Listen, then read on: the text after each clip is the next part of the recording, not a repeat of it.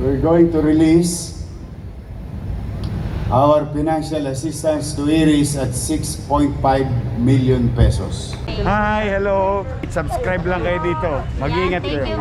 Lahat ng viewers ng Rochelle Anting vlog, please do subscribe and thank you for all your support.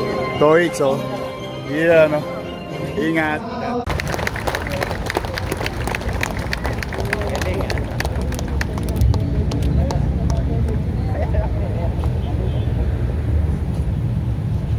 Thank you, Lutz. Palakpakan natin si Atty. Lutz at 10 ng kanyang mga kasamahan. Si Atty. Lutz, nakilala ko may bangs. We've been together almost 3 decades in this building. Simula nag-umpisa ako, abogado ko na si Atty. Lutz, MPs. Kaya nakita ko po nung araw, nung medyo bata-bata pa kami, lagi kami gumaganon. Kasi nahulog yung buhok namin. Pero ngayon, steady na lang kami.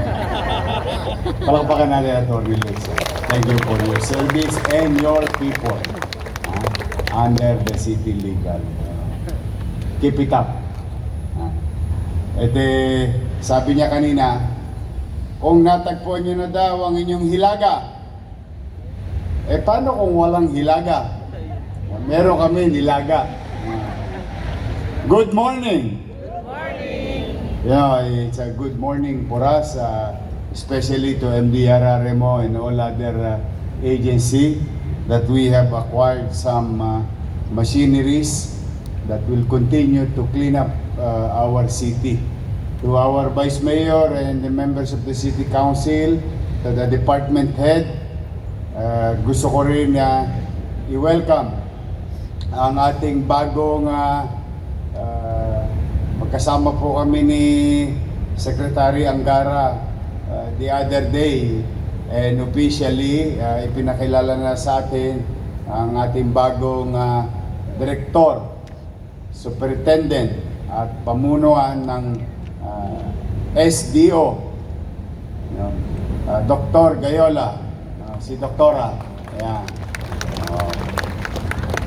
And good news, ang ating dating OIC ay mananatiling Assistant Superintendent, Lumeda.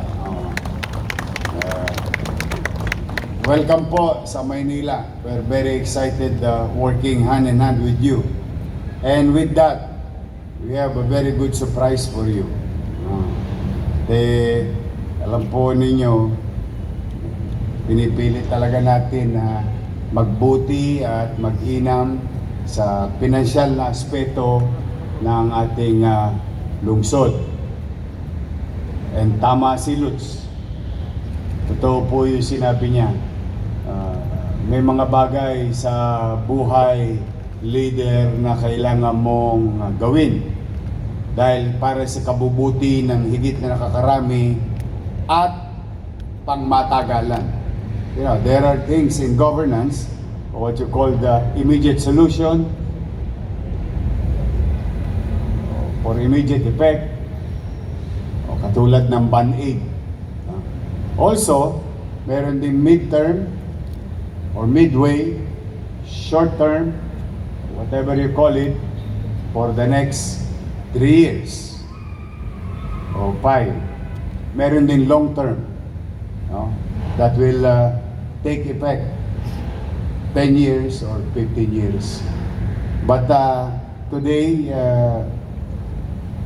sa maliit nating kaparaanan, 10 ng ating mga kasamahan, sa mga pagpapasya, giya o direksyon ng ating fiscal situation,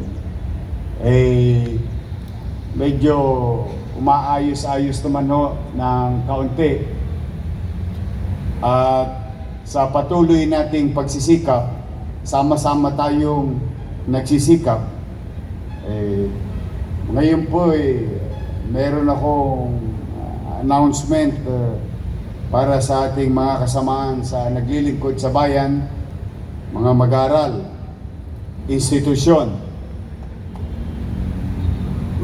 Thank you, Paul. Palakpakan natin mga taga City Treasurer's Office. Today, we're going to release our financial assistance to Iris at 6.5 million pesos. Thank you sa inyo, pati sa mga viewers nyo and followers nyo